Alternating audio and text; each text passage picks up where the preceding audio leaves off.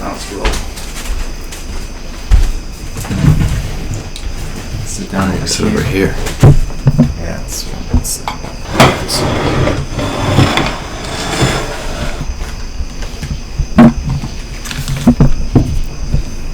this is between us.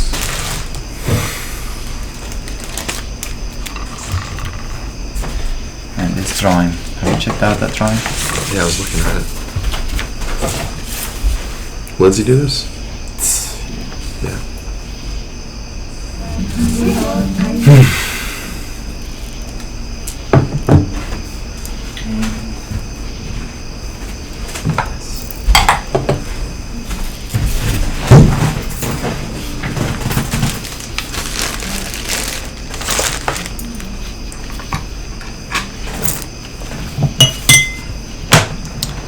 Right.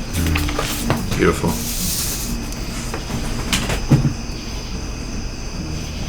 L'chaim. Well, cheers.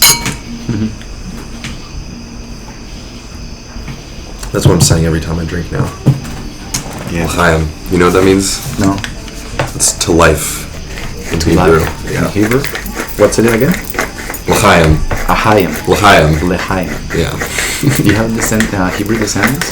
Yeah, I was bar mitzvahed. What is that?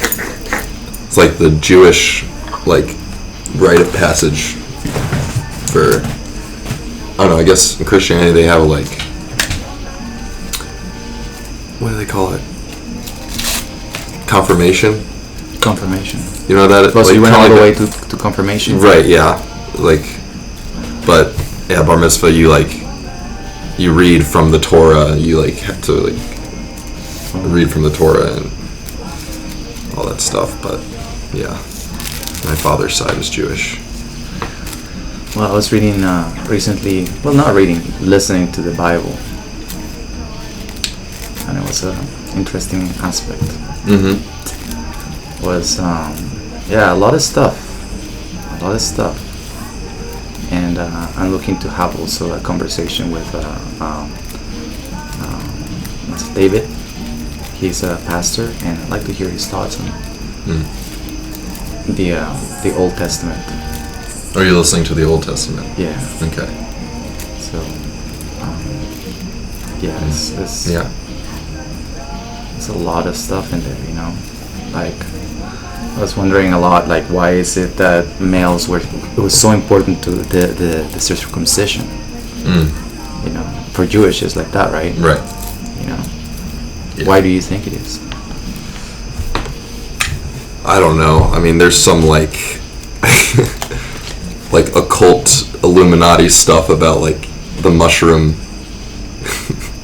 I don't know. There's some, like, cult of the mushroom or something, so they shaped the penis to look like a mushroom. Illuminati thing? Yeah, What do and you like mean? all the, like, I don't know. I don't know enough about it to say anything interesting about it. Okay. But how did so? But I think it was supposed to be in the Hebrew. Why is it so important? It's like you just believe. Oh yeah, that's the way we go. I don't know. I heard, I guess growing up, like, similar to, like, when I asked about, like, why do Jews keep kosher and, like, stuff like that, like, some of the reasons I was given were, like, it's like hygiene stuff.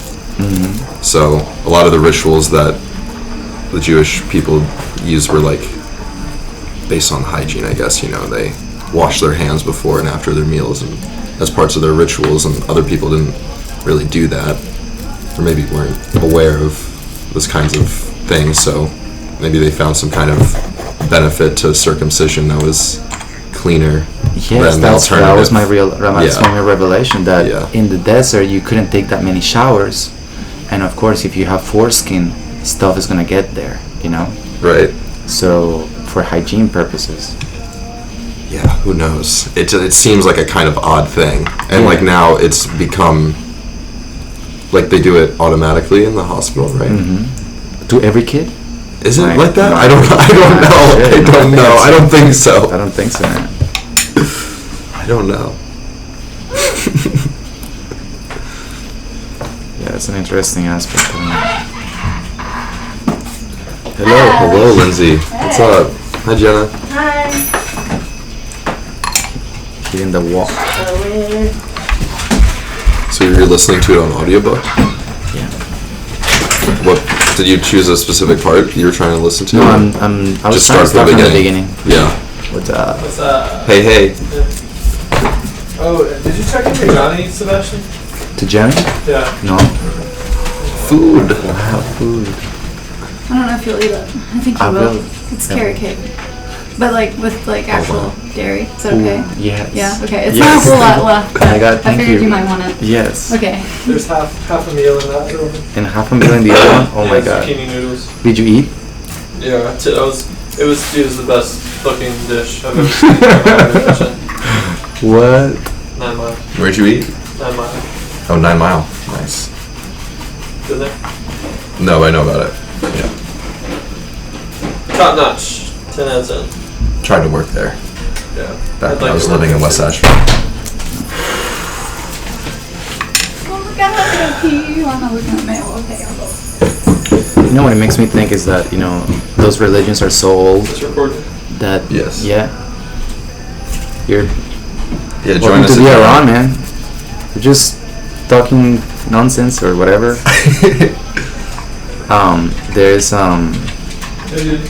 There's this,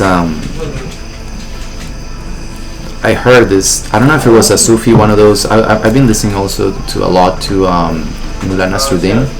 You know who that is? And I actually got a book, but the book is not as good as this recording online. With this narration of this guy.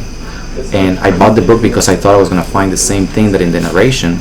And it's called the Incredible Adventures of Mullah Nasruddin, and Mullah Nasruddin is the stupid of the town. It's like Yeah. the Oh, and- I and- have heard of this. And yes. then the interesting thing is how every single entry is kind of a joke, but it's also the Sufi, the enlightened, the conscious Sufi consciousness goes through the tales that are being told. Yeah. So there's always this added, dimension, and these jokes, it had been passed down through generations in an incredible manner. Yeah. So it was like this. It was the scapegoat to put like really interesting aspects together, and they also have, like in Taoism they also have that, where they put like they also like confront the scholar with the stupid, and how is it that the scholar tries to do many things and the stupid, for example, does just like comes up with these very simple things, but they're actually like these teachings and things like Yeah. that. So there's this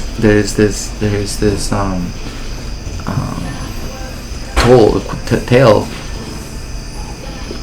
of Mullah Nasruddin that his father had died, and there was this barking dog, just annoying, like barking and like bothering everybody, and during the when they're like, how is it when they have it with lighted candles and things like that? How is it called when you have a dead body and you're I don't know, like a seance or a funeral. a funeral? Yeah, it was in the funeral, so everybody was like around the dead body and things like that. And there was this dog, and this dog was being annoying and things like that. So Mullah Nasruddin take the dog and like tied it to a pole and things like that. And the son sees that happening, and the next time when Mullah Nasruddin dies, they take a dog and they tie it because they think the son thought that it was an actual thing, like a pious thing to do, to bind the dog to a pole. So they would do that, and in generations to generations, it became like the thing that they would do in every single funeral.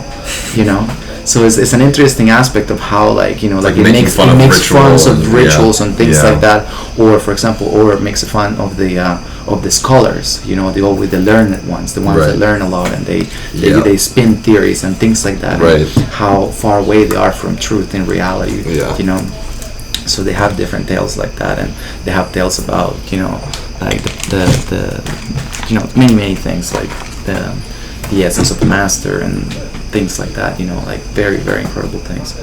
But so I it came to me like probably somebody's like, I'm gonna cut my foreskin, and then that became a thing that make you more maybe maybe the guy was like Crazy. some wisdom and things like that. Yeah. And people were like, oh, because he cut his foreskin, and then Yeah. they started doing it, I guess.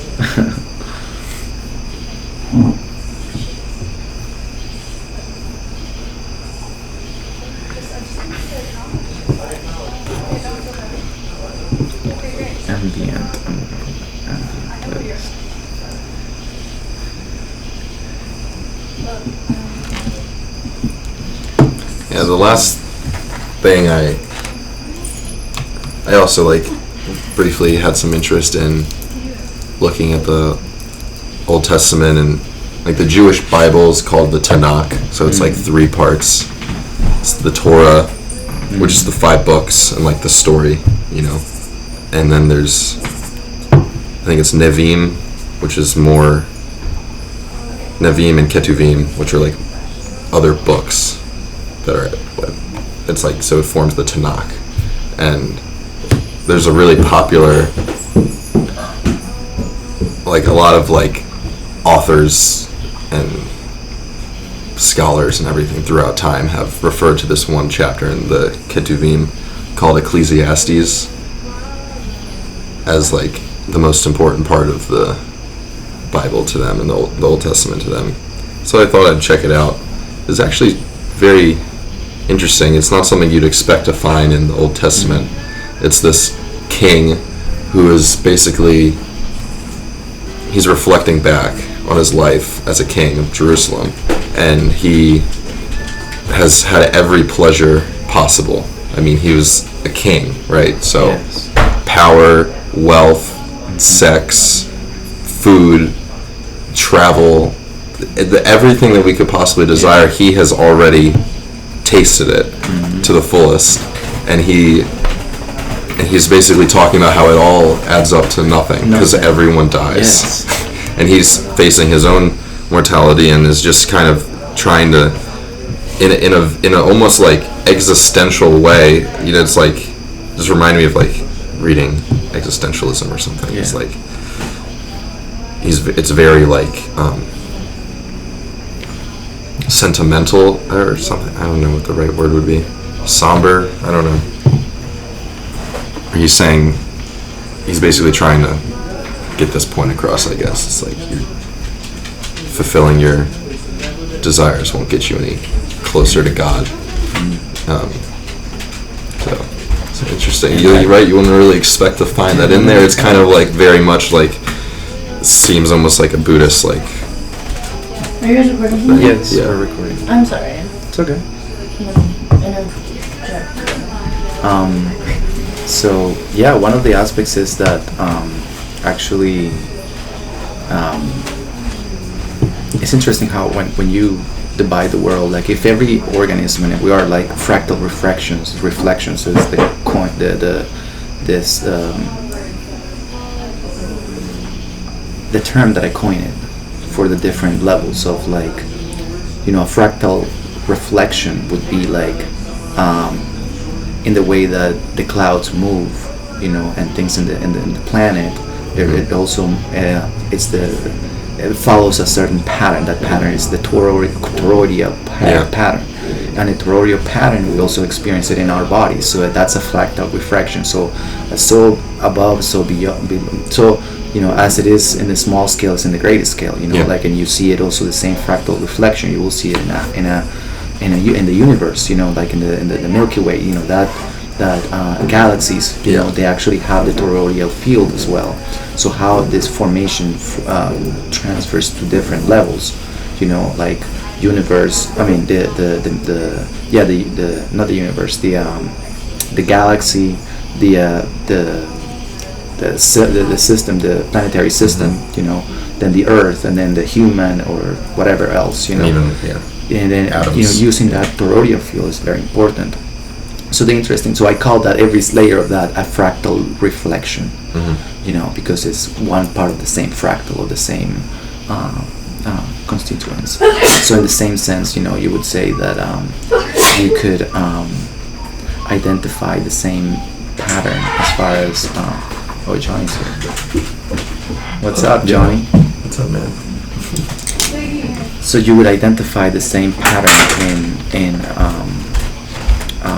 dividing, you know, like if the Earth is an organism in itself, you know, so you could divide it as well, and like in the brain, in the left and right hemisphere, So you have the two different approaches, and that's why, for example, as you probably have heard me approach it from the point of like how the Western mentality is different from the Eastern mentality. The Eastern adopted a more feminine approach towards life, but the Western mentality adopted a more aggressive, more male-oriented form towards life, and ended up, basically dominating the atmosphere of the world in that sense by adopting that specific thing.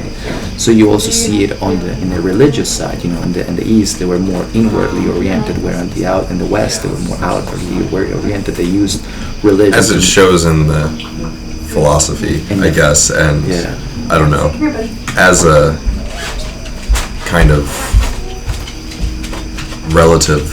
it's relatively true what you're saying. From like, I feel like we had this conversation at poetry night. A little bit. But relatively to what? Relative to the West, the East only exists relative to the West. West and East are. They're complementary. They're just. I mean, there are no directions really. I mean, West and East. The East only. We call it the East only because when we drew the maps, it was to the east of Europe. You know what I mean? There is no East. I don't know. But then you can see it's just relative to a polarity. You see the North and the South pole. Yeah. They generate two polarities. So you have the polarities, and then you have in between those two polarities, you have the specific aspects of nature. You have two hemispheres as well. You have the middle that designates the top and bottom. The X, the Y, X, because the North Pole is directly above the South Pole. So they're called poles because they're two. Even though like in space there's not top and bottom. I guess that's what you're saying. But yet still, the top, the axis from where the Earth is rotating, generates a certain different atmosphere. So then, it just makes sense to me that as we have the right and the left hemisphere, we have male and female, we have, in the same sense, it would be a fractal reflection.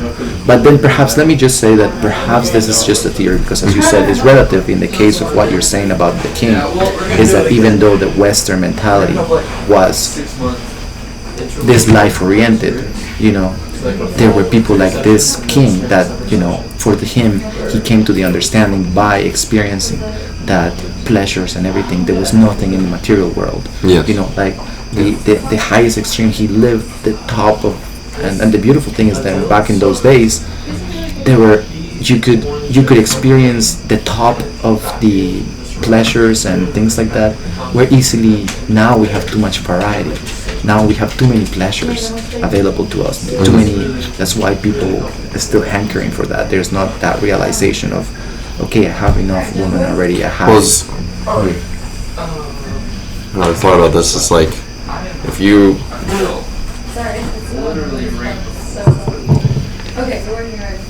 don't know. I don't know exactly where I heard it, but it's something that's like. Christianity is a poor man's religion, and Buddhism is a rich man's religion. Yes, that's where I was going. If you have these pleasures, there's the opportunity for you to see that they're empty, and they can't actually satisfy you. So that gives you the opportunity. So if we, I don't know, following this logic, I don't know if I necessarily believe this, but just playing with the idea. You need to believe it. Just playing with the idea is like. We have so many things in our lives now in the modern time that are supposed to be satisfying us because we have access to every song ever recorded, every movie ever made, every painting ever painted, and every book ever written. We have access to. Every woman we want to see naked, we can see it. Right, exactly. Yeah, so I mean everything except, endless wealth we have access to it in terms of like entertainment or just like base pleasures and different flavors of all these things to try. So there is that opportunity to see, wait, this is bullshit, it's not working. Yes. It's a little harder than what it was back in the day. Because when you are still struggling, you you're not going to be as receptive to the message. Look, what you're if you are really a sufferer, right, in the material sense, you maybe won't be as receptive to the message that, look, it won't matter if you get the material pleasure that you're looking for. It's like, fuck you, my kid is starving. I need more material thing. I just need more of the material world to allow me to live. So survival. So you don't, and this is something I always think about too, is like philosophy and philosophy, east or west, doesn't come about unless you have a civilization that has secured in a greedy way wealth to the top, like has built the pyramid, has built the matrix, then at the top can support an affluent society, right? Then So the top can support you. All go up on the mountain, and we'll pay for your food, and you figure out the meaning of life. So we're saying that. So in a certain way, we're saying that spirituality is a luxury. Yes. Asking why is a luxury. It's a luxury. And interestingly enough, it has been portrayed like that for. It has been like that. It doesn't mean that poor people don't ask questions. Capable. No, they are. Or that And they're not capable. some of them realize it through, for example, the way of the Christ. Of suffering, of like losing everything and like really suffering and realize this associating from suffering. But one of the things is that for them it's more appealing the fact that, okay, this life is suffering, this life is shit. Or Hinduism. Nobody's gonna do anything, but hope for the next life. Hope for that there's gonna be a heaven or a hell. So be good or be bad. So that makes sense to them. Because then they don't have to spend time on philosophies, complex philosophies. It's not just like be good or bad. Then there's a reason why you're suffering. Yes, and in Christianity, we've all been punished for the original sin, right? I mean, I'm summing it up pretty crudely, but in the broadest brush, like that's what it gives a reason for the suffering, for the material suffering. It's like we're being punished. And we have to find our way back to God through this religion in order to spend eternity with Him. And it makes so it's interesting but to me. That's the literal sense, and and I think you understand too, because you were looking at the Bible. These things are archetypes, and archetypes of human consciousness, of the way we construct and understand the world and make sense of our own lives. And the story of Christ or the story of Moses or Muhammad are archetypes. Like you talk about the archetype of the hero's journey, right? These are, to me, they're like archetypes of enlightenment, and they're not to be taken literally in any way. And the kingdom of heaven, to me, is an archetype of enlightenment, of an integrated person. Christ had to go under to the darkest, most painful part of being human, or whatever, like really feeling the pain, and came out and integrated. When did he live? When did that happen? It's just a story. It doesn't even matter if it happened or not. I mean, I think it's possible that there were people around that time that had a similar message, but I don't really know. I mean, I was just, I don't know.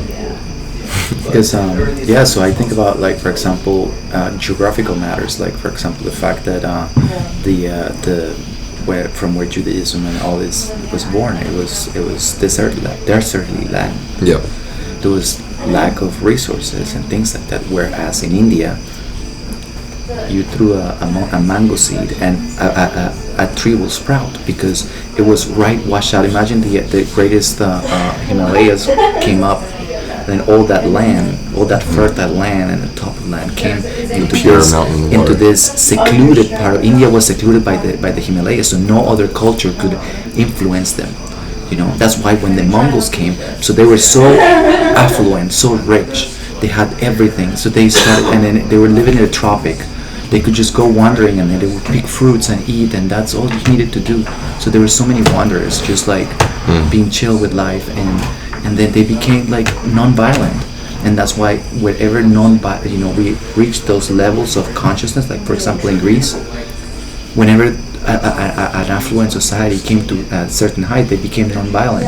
And then, of course, they were very susceptible Well, it's not to true invasions. for Greek societies, but Well, didn't the Greeks were invaded by so many other cultures until they were eradicated? they were. I mean, Greeks were taken over Athens by and the Sparta were like at war with each other, and like the Greek city-states. Yeah, but the you know, great they were- philosophers they didn't condone they didn't support violence and conquering and things like that.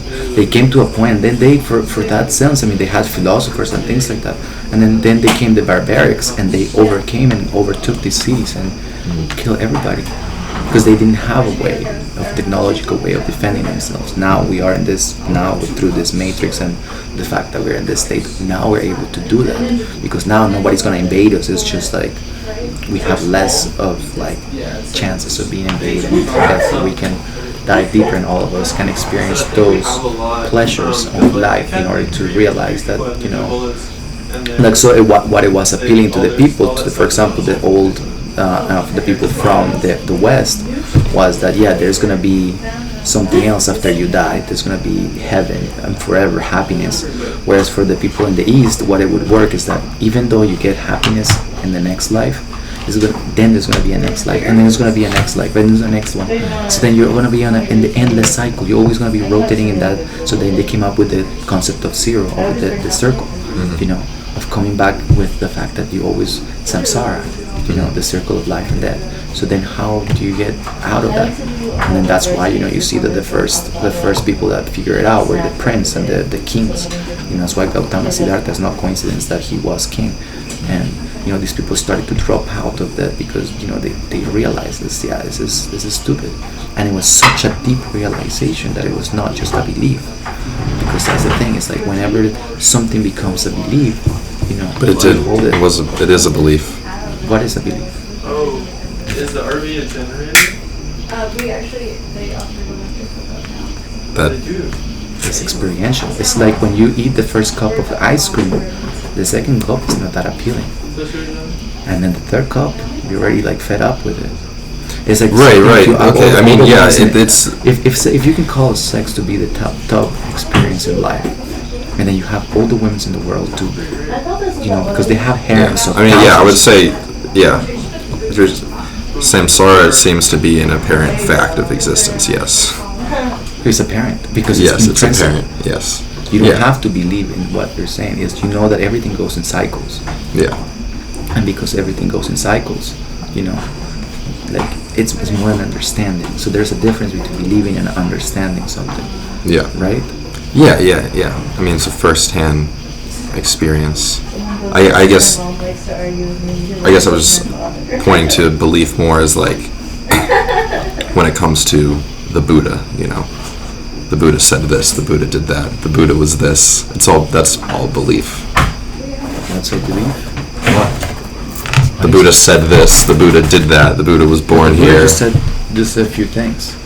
And I mean, he's that we're he's a- pragmatic and like to the point He's that- attributed with saying things by many different people and has Yeah, but that's the there are thing. many but then sutras of his. they're all combined. It all comes to like a funnel, and there's the essence of it. Like for example, for Jesus, it was the Sermon on the Mount.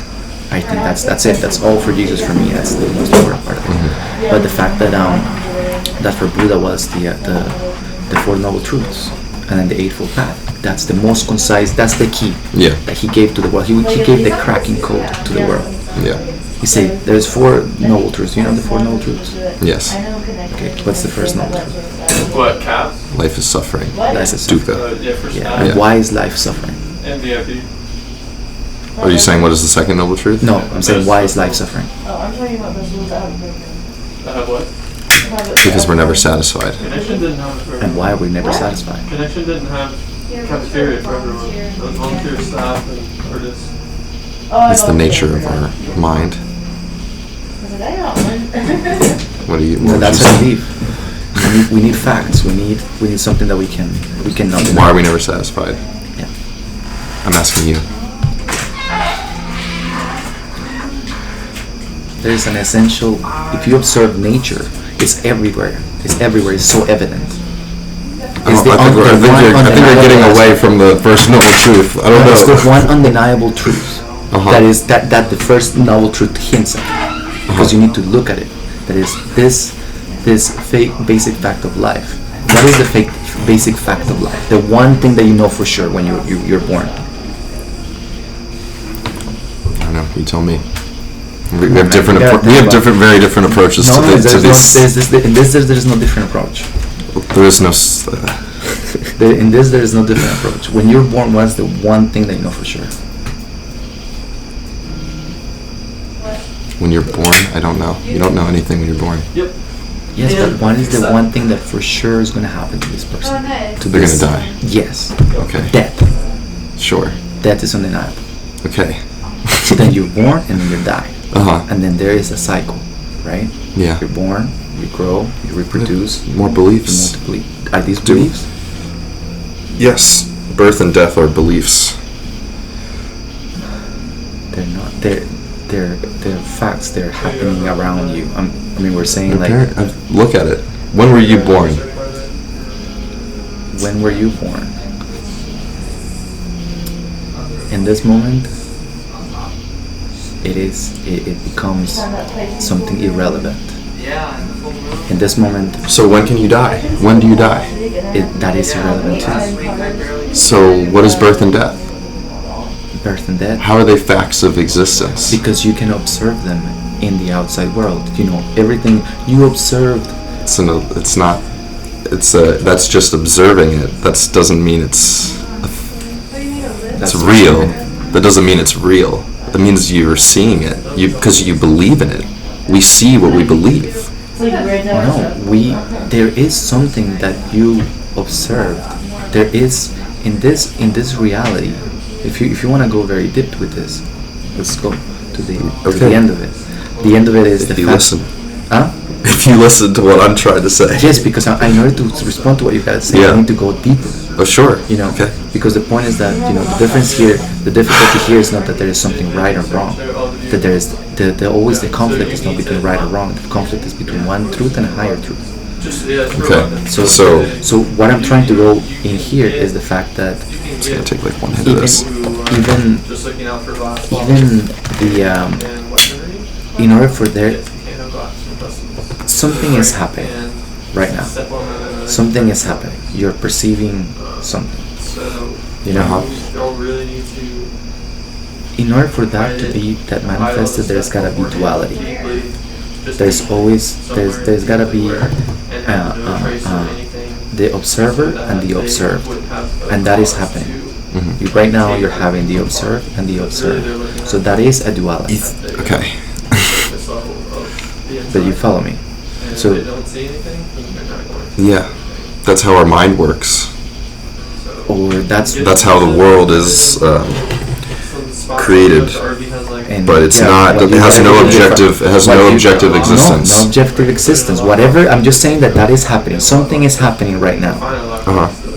And you are, if you're real within you, this is happening. Is the fact that there is an observer and an observed, right? There is a duality.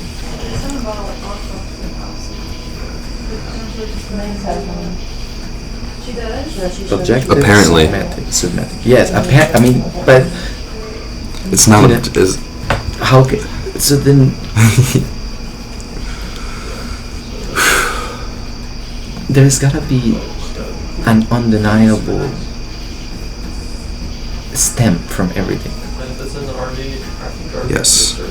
Yes. What is the undeniable step? What is the one thing that you cannot Satchitananda. doubt? Cannot Oh. doubt I am. that I am. that there is that there you could say the I am. Uh huh. Yes. Yes. But what I am is not Ash. Yeah, it's not. What I it's am not is everything. Everything, right? Yes. What is okay? So yeah. There's no duality. It's just one. What is just one, and that's what is the underlying base of everything that is happening. And there are, including in everything that's happening, are these manifestations that build a world out of this underlying reality. Yes. And it builds it in a dualistic way and sees duality as real, observer and observed. Yes. Me It's under and that the illusion. world. It's under that illusion. That's an illusion. Yes. Yeah, it's all under that just- illusion that there's two. Yes. It's like the goo that is made the other one, and it makes it so different, so that there's always this thing, right? Yes. Well, the Hindus used to have that's their concept of creation as well. Yeah. But they call it the play, lila. Yeah. It's just a play, Yes. meaning that the consciousness itself, in order to understand itself, in order to dwell into levels of complexity ever known, creates an illusion, and it creates the duality, the illusion of duality, Yeah. to be a game. So it becomes kind of like the Taurus. You know, it comes that the illusion, the always the fight between the illusion and the real, and the truth. So that's why whatever is truth always prevails. It's whatever is on the bottom. You know, that's why. So because there is no illusion, because whatever is illusion, it's what Yeah. is. So you see what I'm saying? Yes. And yeah. So all there is truth, and love, and oneness.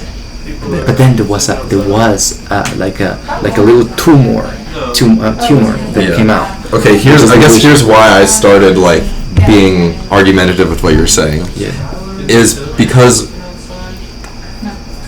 just like what you were saying with the story Yeah. of the dog tied to a post, right? To me, it's the same thing with the Four Noble Truths. The Four Noble Truths are the dog tied to a post. No, they're not. The eightfold path, or practice, spiritual. We're gonna go there. Spiritual practices are the dog tied to a But post. we're gonna go there, and we have to go to all the bottom, way of the bottom, to like understand the whole thing about the goo and the illusion. But do you understand? But do you understand? You don't agree with it, but you understand what I mean. But yes, Yes. but are you willing to challenge that and walk with me until we get there to that explanation, until we get to the Four Noble Truths and the Eightfold Paths?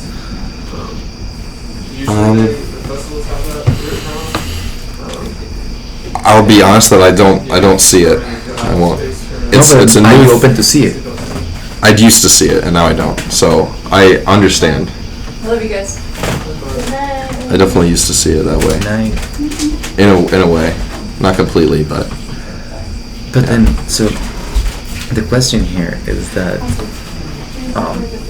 so you said that you used to see it, now you don't see it this way. It could be because, you know, at one point this makes sense, and another point, you know, you also are perceiving something else, and then maybe there's some conflict on something like that.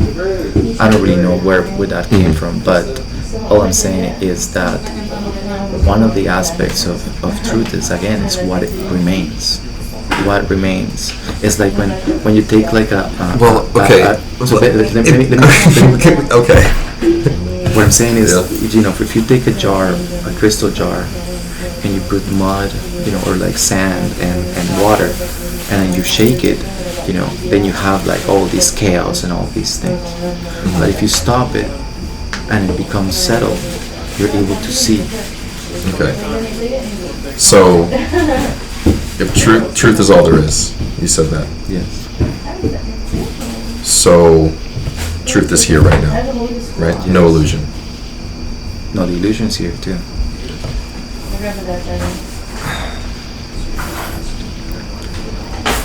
I was like, I'm going to shot of the mirror, which was true at the time, but I'm not. What? Oh, and then even like my grandmother, I'm only having 2 glasses. Illusion isn't. I mean, like, look. I'm not enlightened. I don't think you're enlightened either. So talking about enlightenment is just a game. We're just kind of playing around with it. But I guess if I were to try and express what I'm thinking right now, it's like truth exists right here, right now. Not just truth as like a statement about reality, but reality itself is existing here, right now. Whether we see it or not, whether we abide in truth or in reality or not, it's happening right now. That can't not happen. Is the one undeniable thing, right? So, religion, spirituality practices offer you a path from here, which is illusion, to truth, which is there. Where is the... So, but if truth is all that there is and reality is all that there is here, now, where's the path from here to here? There is no path. There is no path, exactly. So there's no practice that can get you there. There is no practice that can Yeah. get you there. It's But there it's are all things that you can explore. You know, in the meantime, it becomes Yeah. a game. So yeah. because the I most think- dangerous yeah. thing, the most dangerous thing is getting caught up in a belief. Because one single belief, which is the belief that there is a separation, which is the essential belief, which goes so deep to the core of us, Yeah. that belief needs to be destroyed. Yeah. So And there it's is just- ways in which you break away beliefs. It's just And it's so- an experiential thing, though. It's So- nothing you But can then follow. one thing, and- what happens is in a belief is where you find your identity. Yeah. Whatever defines you as Ash is hanging from little beliefs, Yeah. you know. And then once you start destroying beliefs, parts of Ash start falling. Yes. But after they start falling, is that yes, they're disappearing, but there's more light coming through, Yes. right? Because the veil is falling Yes. from those little beliefs. So that's why ultimately we should trust that in whatever conversation you and I get, you know, the bottom line of that communication is going to be that whatever's going to survive is going to only be the truth, because no matter how we approach it, you see what I'm saying? It's because if there is a belief in you or is a belief in me, it's going to be reflected until we're able to let go of every belief, because every belief is really what makes differentiates you and me. Yep. Because in essence we're only one. Right? Yep. So how through the interactions? Taking myself too seriously for a minute. So every single interaction that we have is an opportunity to realize through conversations like this or through conflict sometimes, to realize where are our beliefs, because that's the only way that I can help you. And I cannot give you a doctrine. Yeah. I cannot give you hints Well- because you have your own way and I have my own way. But It's whatever purely, like we said earlier a little bit, it's a purely experiential. It's a purely inward thing. So I guess something that I hold on to and I'm attached to at this point right now is a kind of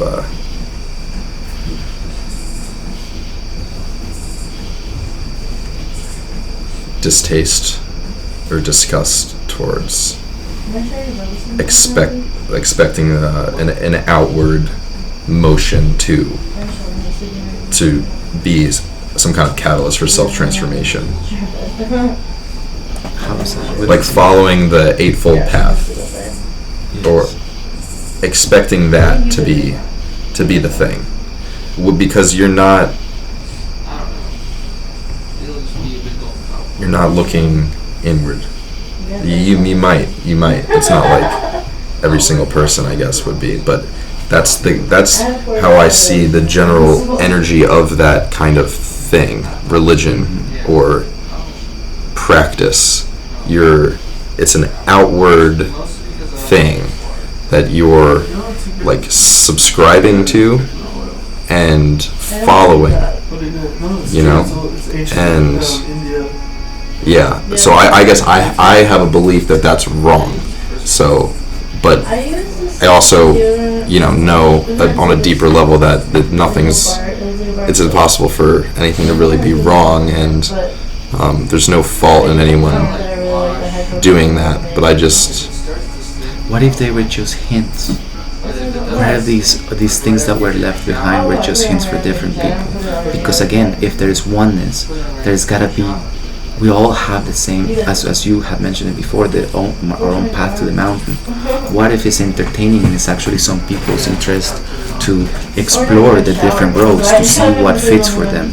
And ultimately, none of these roads are creating new beliefs. Actually, each one of them, as you explore it, you see, oh, they're coming from the point of for example, I was listening to the point of the Still Brilliance.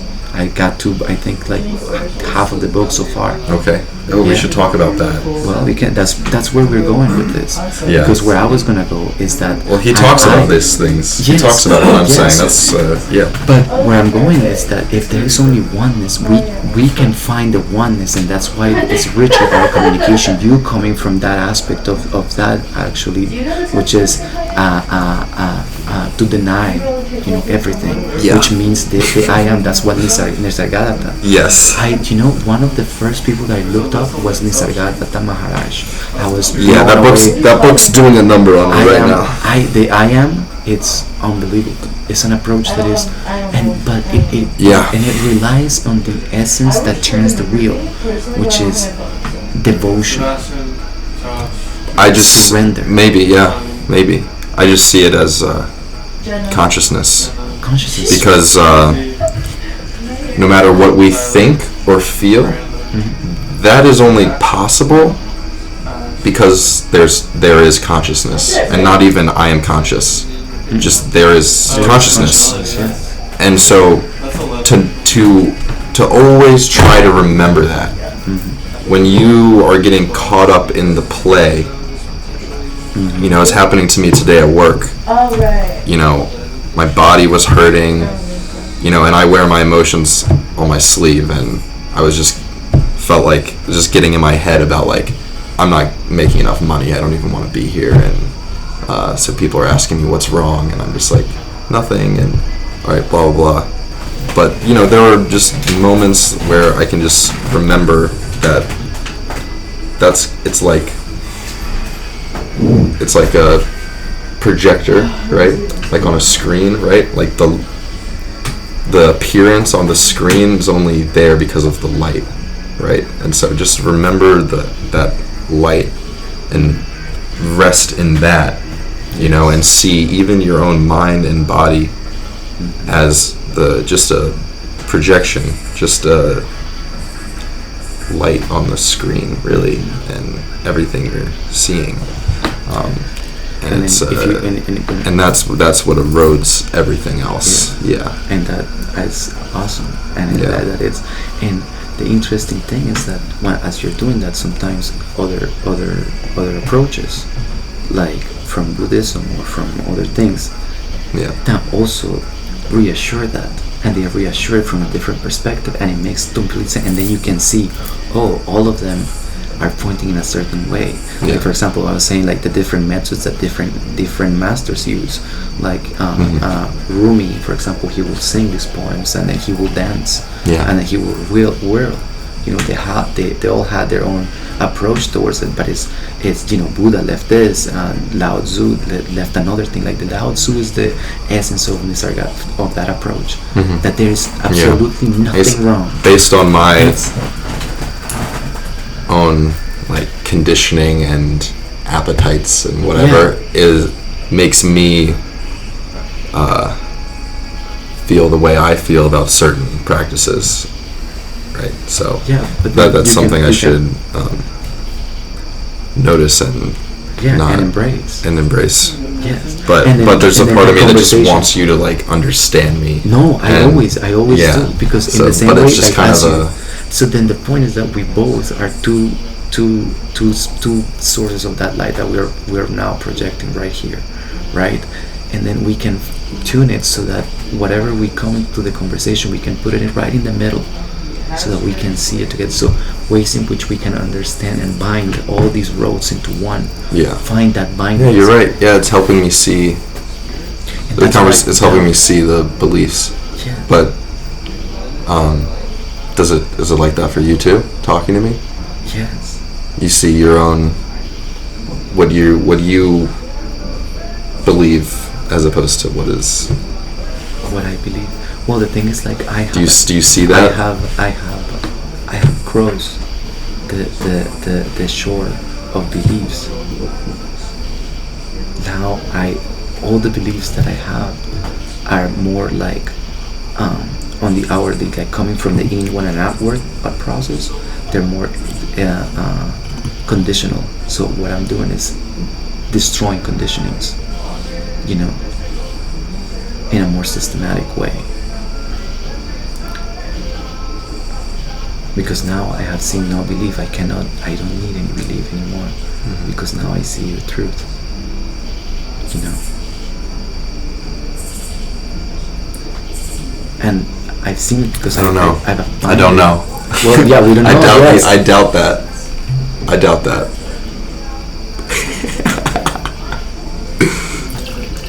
And that's good. And that's what, you know, because doubt is what separates Do you have that. more? Yeah.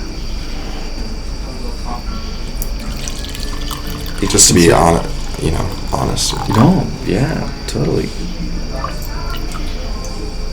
And the thing is, there is, and that's where we're going, is that the fact is that there is a threshold.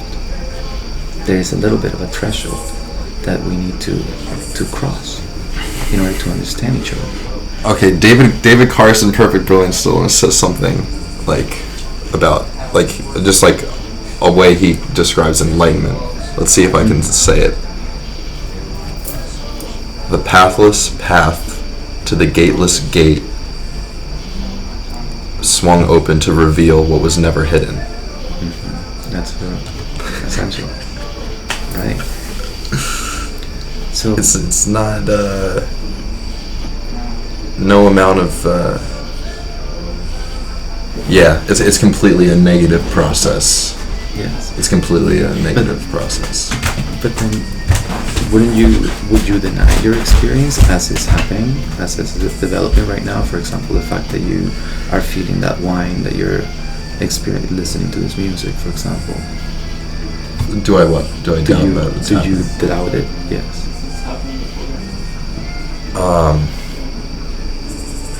I mean, it's just. I mean, I'm not fully there yet, but the way my mind is slowly, it feels like it's on this process where the glimpses I've had that this is all just a dream, that space is expanding. Yeah. So,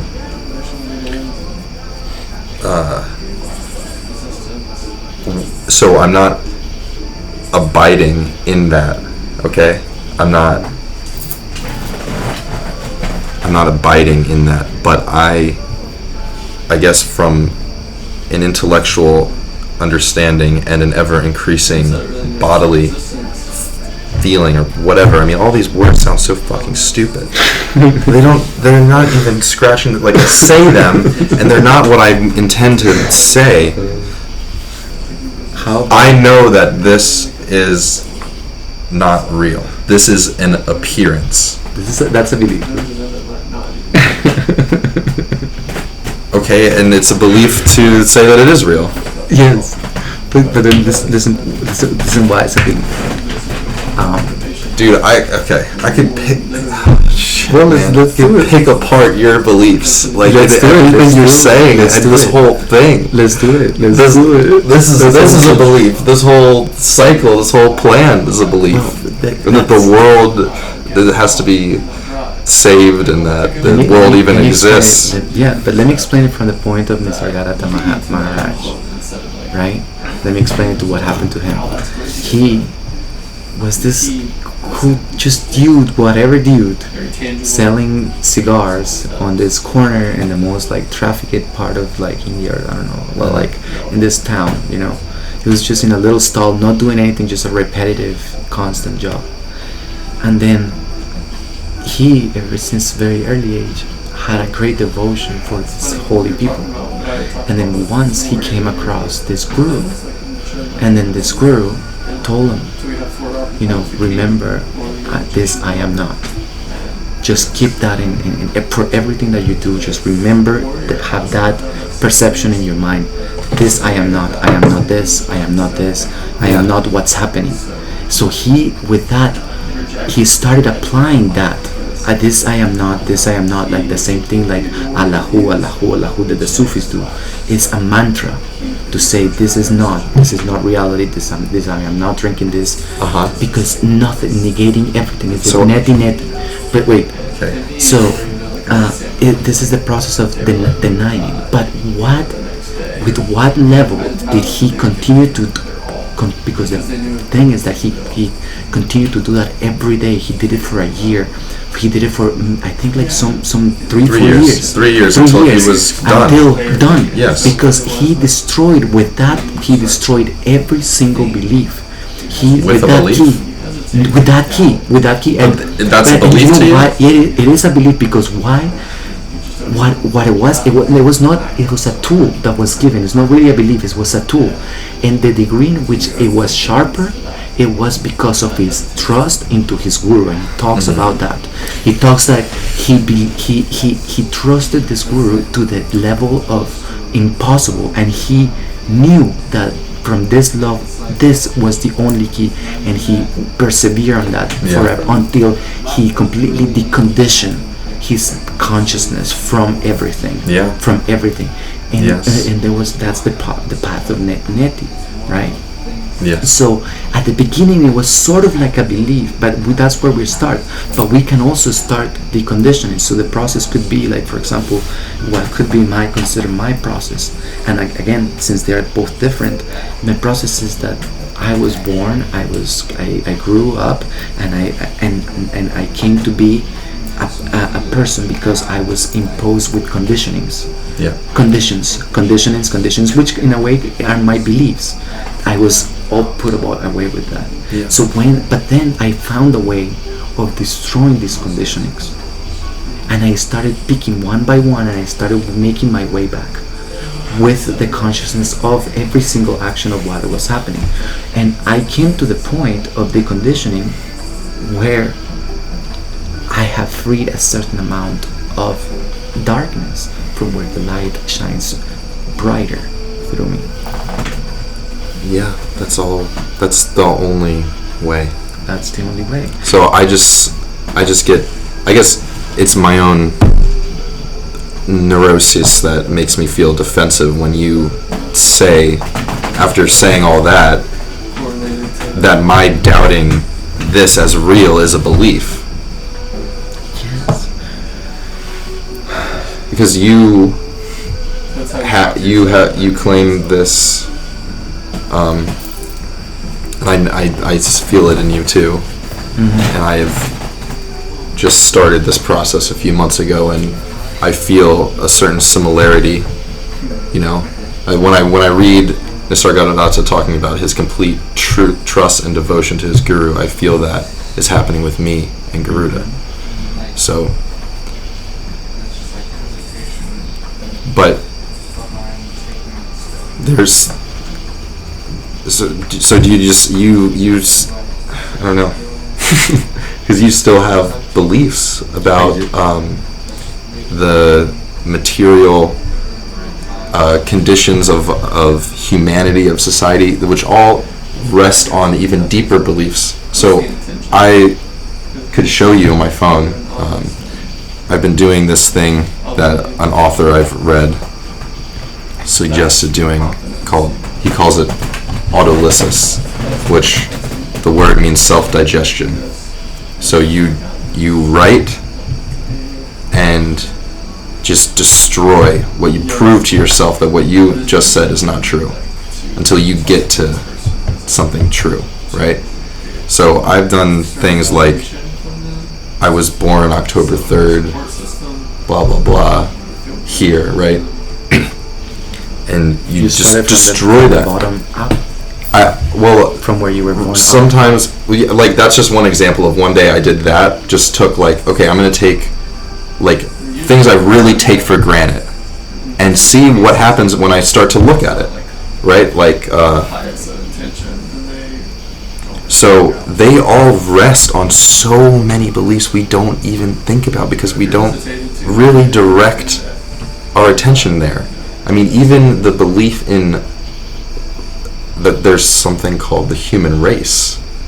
I mean, all these things are based on separation. There's complexity. There is complexity.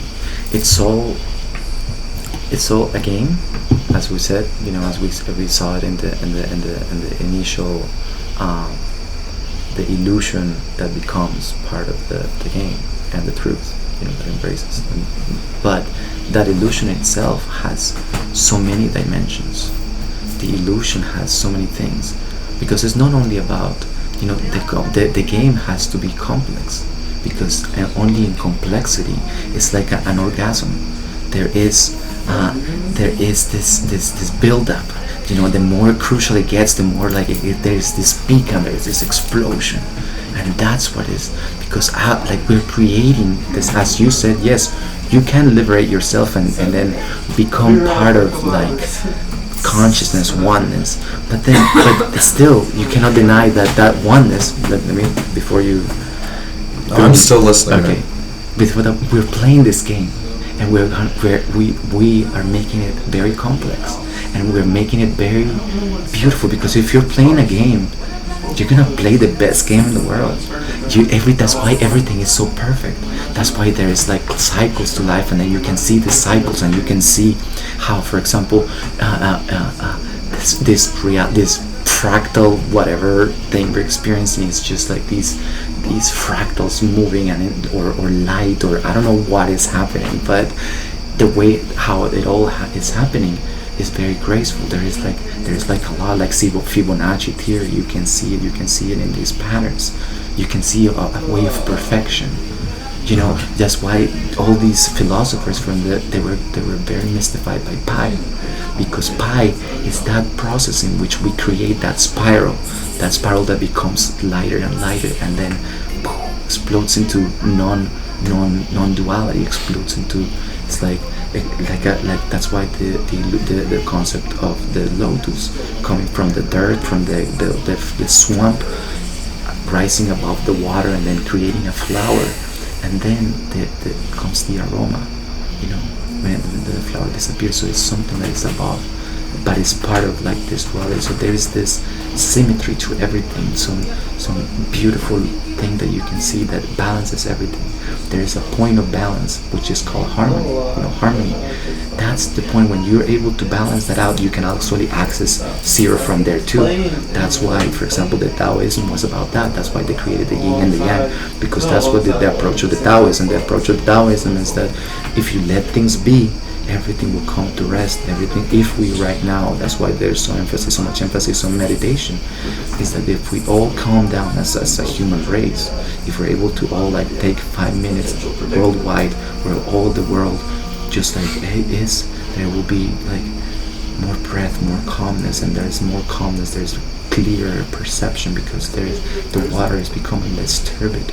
So then you can see all this perfection moving and creating, and how the works of this illusion, and then you enjoy that game, and then out of this game we can actually create this, we can actually play with the game. So we actually becomes sort of like a virtual reality where we create, imagine utopia, imagine creating these possibilities of enjoying this carnal life to the utmost, at the same time that you're growing and understanding the possibility of enlightenment and things like that.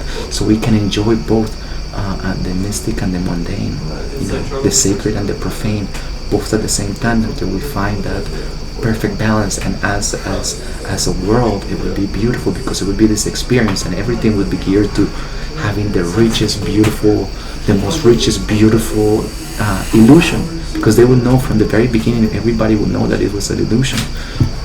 But how to make it so that we experience all of this beauty, because there is drama, and And drama is very interesting. That's what makes, if you're a video game player, you know that the awesome thing about a game is when there's drama, when there's like fight, when there's this toil, the whole thing about the hero's journey. That's why we represent it so much. And then we see that pattern, so we can start seeing patterns. And that's one thing that has happened to me, that by deconditioning, I have been able to remove certain filters from which I can perceive certain patterns and certain things. So what you remember, what you mentioned as a belief, it's not a simple pattern that if you follow it, you understand the truth of it. Because otherwise it wouldn't withstand.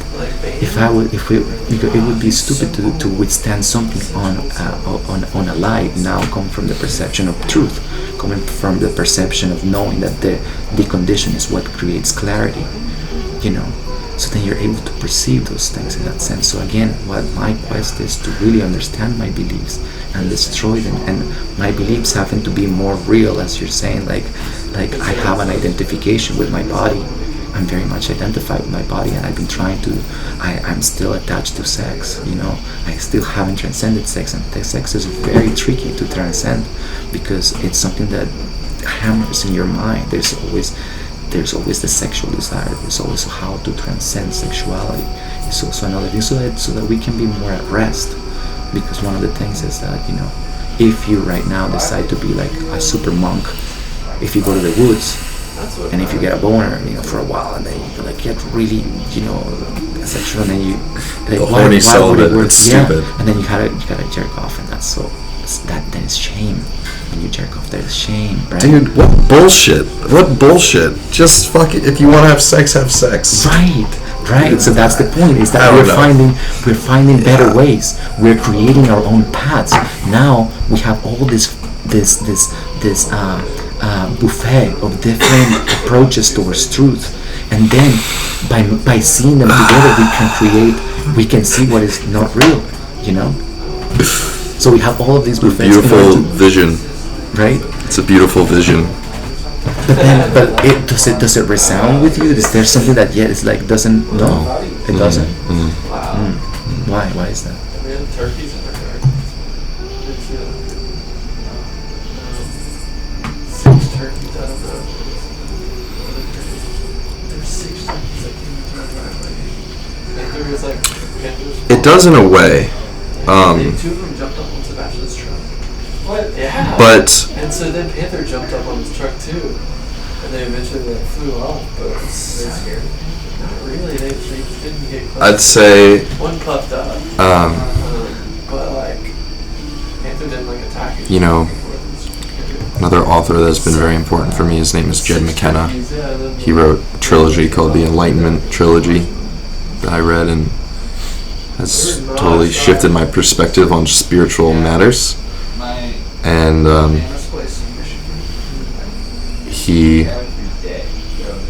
I normally keep this stuff to myself because it's not very popular, and some people might get offended.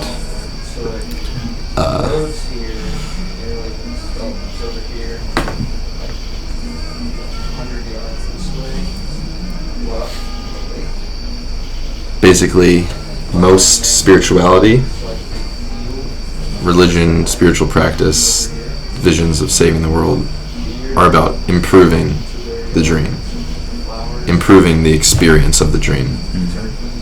It has nothing to do with waking up. And I guess I've been attracted to that message. It made perfect sense to me when I received that message. What message?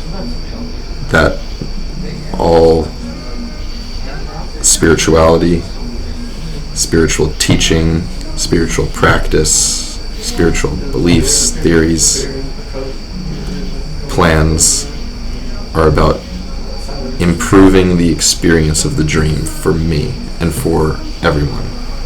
Maybe for everyone. It has nothing to do with waking up from the dream, and it actually gets you further in the dream. And I hear you saying that you accept that and don't want to wake up from the dream, but want to have the best dream possible and make that dream available for everyone, because just like Agent Smith mentions in The Matrix, they had right, like he's talking to Morpheus and says, actually this is the second version of the program. The first version we made full of bliss. Everyone had what they wanted and they all knew it was a dream. So in that sense I see And you know what what happens you're when that happens? talking about, but But it's you know what happens when that happens? When there's absolute perfection in the thing.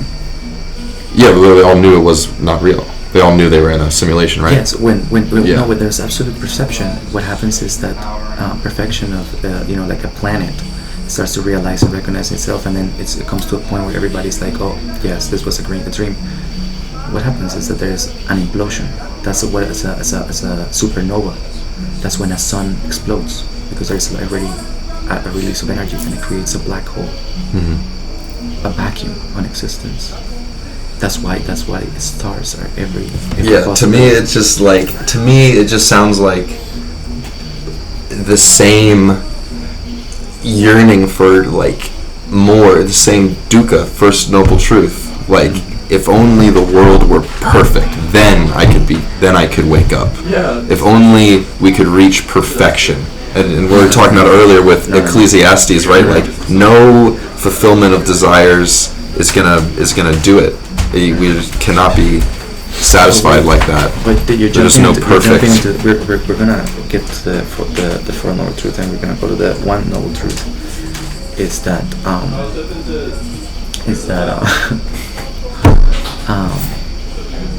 as we were saying, there is this cycle, and these patterns that you can perceive in the game, right? In this play, because it's a play, you can see these patterns, right? Yeah. Do we acknowledge that? Yes. Like, Yeah. for 100%. example- Yes. Like for example, when you. But I have a different, which would be like We're a trying less to- serious conversation, but We're trying to find, like, we imagine it like this is our conversations are a tree. yeah. So there's a tree of conversations. Wait, there's a tree of conversations. Painful and then there's tree. a trunk. There's a trunk. There's a trunk, right? And whenever we go up and then we find, oh, I doubt this. What we do is that we find that there is separation. So then we need to shift back to the first thing that we have agreed upon, right? So that's why I'm bringing back to the point, to the fact that there is. I'm gonna have a different take on the patterns, I think. But yeah, Well, what is it? What is it your take? this is gonna seem like totally like different than everything I've been talking about, but it's like these. I think there's. Here, I'm just gonna play with these beliefs, right? Like there's an infinite amount of dimensions, and what this body-mind complex perceives is in 3 dimensions. Okay, like height, width, depth, volume, right? And these patterns are like hints at the 4th dimension, like the next one up. But there's just always more. More perfection. Yeah. There's always more dimensions. Complexities. Sure. From this perspective of space and time, which we've Yes, created with yes. our body-mind apparatus, right? So when we Yes. see fractal patterns, okay, Yes.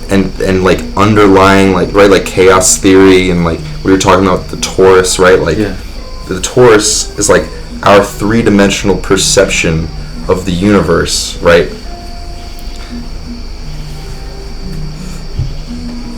So yeah. So there's It's patterns.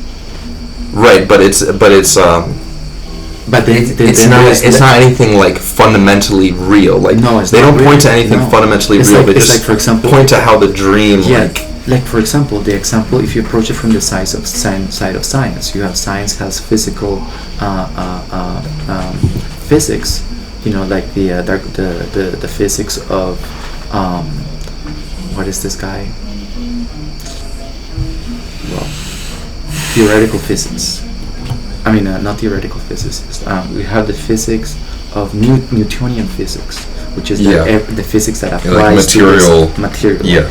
And then they have the quantum physics. Yes. And the dilemma is that the quantum physics and the Newtonian physics, they don't fit Yeah. That's the whole. Because we're getting closer to the fourth dimensional understanding. And I think that. And then there is yeah. there is relativity. You know, that's what of these things happen. Is that what happens is that the neutron, the particle is sometimes behaving like a wave, sometimes behaving like a dot. Yes. So and it's neither a nor, and that's both. why and both. Yes. You know, so that's what happens. That's the rules of the fourth dimension. Then the logical thing would be that if there is this order of things, I mean, if there is this Newtonian physics, how is it that it doesn't make with the next kind of physics? That's what we call the quantum leap, because then things have to be perceived from a different dimension, from a higher dimension. Yeah, and so it in the might higher happen that way. dimension, that's why, for example, you have shapes. I have seen it explained in the ways of sacred geometry, as you have shapes that become more complex, and then if you move it to the third power, it becomes like. Yeah, I think these are just like levels of consciousness in the dream. In the dream, okay? yes. It's in the dream. And like, I don't think that that's a way out of the dream. That's just like how it goes. I think that there are other life forms that are fourth dimensional. Like a fractal, Okay. you zoom in, and then you start seeing the same thing in everywhere you say. You can separate always, all the way to the end, you can separate three things. That's what the law of the threes is. In everything, as we were talking, there's two, the polarity, the male and the female, but the third is the highest understanding. The third is that there is a transcendental, which is right in between the male and the female. That is the middle, that is harmony, that is totality. So there's always three perceptions, the masculine, the feminine, and the transcendental. That's why everything, the Trinity, the Holy Trinity, that's why Trinity is important in the Neo. Yeah. And you always have that. So that's why you have always. That's why we were seeing like to the end of the point, everything has the same thing. That's why neutrons have three particles, and everything is composed of these three possibilities. Like sex, you have sexual, asexual, and then you have the transcendental. Mm-hmm. You have male and female, and the transcendental, which is an asexual being. So there are possibilities there. It's just like right in the middle. Yeah. And then that's why the golden rule was to be right in the middle. That's in the middle of everything.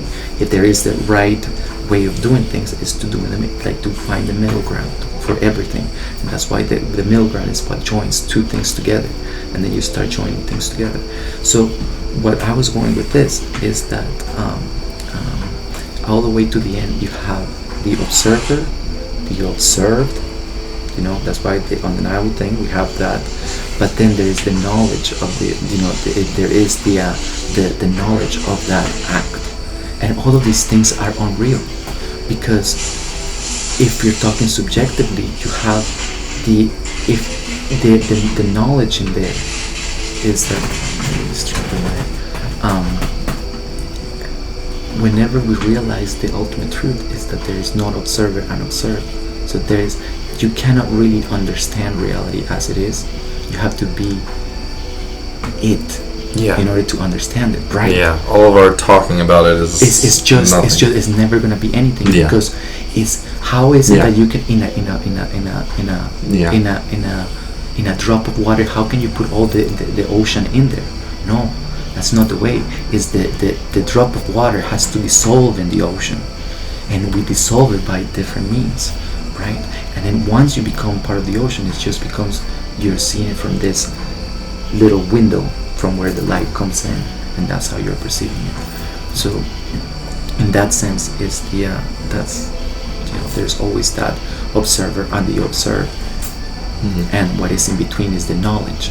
But in order to remove the knowledge, then that's why in science it's always about a splitting. They're never gonna find, humans have never been able to find factual part of the truth, because they always go dividing things, and that's why people become more better and better about less and less. It's just they go and then they split atoms, they split things, and they always come to the point of, now they split the atom, and there's keep the going the because Higgs it's the boson, fractal. because there's the Higgs boson, because there's always, because being the observer, as long as you're identified with the observer, there's always going to be the observed and the act of the observing, right?